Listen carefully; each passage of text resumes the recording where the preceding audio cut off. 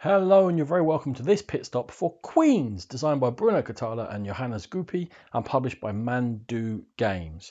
This is a 2 to 4 player around 30-minute game in which players are going to be drafting in flowers into their bee fields in order to produce honey and score the most points. Now there are two things that a player can do on their turn. They can either draft some flowers from the board, or they can fill up a field to add onto their already existing fields. Now, if you wish to draft flowers, you see where the gardener is and then you choose, and you've got three options of what you can do. If you wish to take any of these tiles which have any number of bees on, then that is the only tile you can draft on this turn. You simply take it. Now, whenever you take tiles, you're going to move the gardener on and it's got a number of spaces equal to the number of tiles you've taken. So this would jump one space across there. We would then go around the table with everyone drafting their tiles and then back to my turn, but I'm just going to take a couple of turns in a row to show you what's going on. There are certain tiles which are slightly different with bees on. In this case, this is a queen bee, which has only got one bee on it.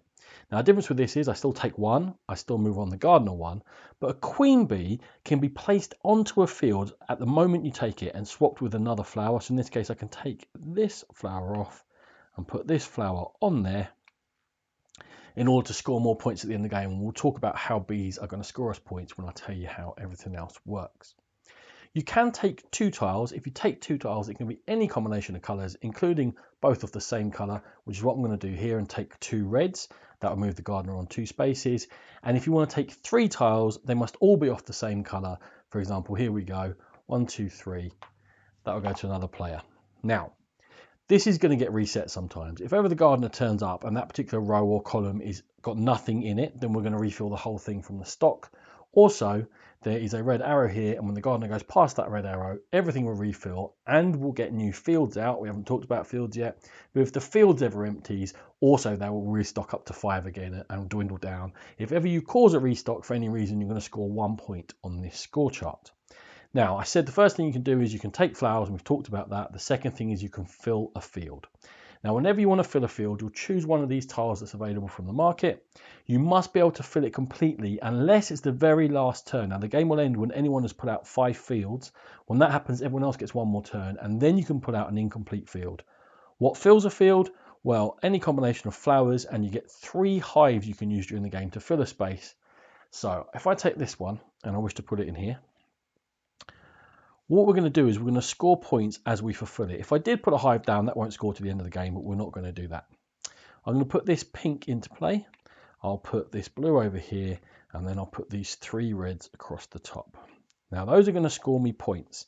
As long as I have created or added to a field that has at least 2 flowers of the same colour, I'm going to score 1 point for every flower in it. So the easiest one is I created this field across here, which now has 4 in it, only had 1 previously. So that will score me 4 points. I added to this blue one here, so that will score me 3 points because I did have an addition to it. And this big pink one down here, I added to it here, so that's going to score me 7 more points. So that's how you'll score points when you create your fields. Now, when you create a certain colour of honey, you get to take the honey pot and put it on here. And that's one of 2 other end game scoring that's going to happen once someone's placed that 5th tile down. If ever you manage to create all 5 different colours of honey, you get to take the topmost bonus tile. It will be 10 points for the first person to do it, and it goes through 6, 5 and 4. That's a diversified bonus you get there. And the end of scoring is to do with these bees and these hives I've been mentioning. At the end of the game, you check every hive that you've got in your fields.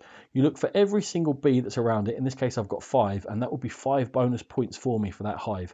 And those bees could score again if I had hives in other places for them like that. They'd score for the adjacent hive. However you decide to build up your fields, whoever gets 5 down is going to trigger the end of the game, and then we're going to see who has scored the most points and been the most successful at Queenz. This has been a Game Pit Stop. For more videos like this, check out our YouTube channel. For more in-depth coverage of gaming, please check out the Game Pit podcast. Thank you.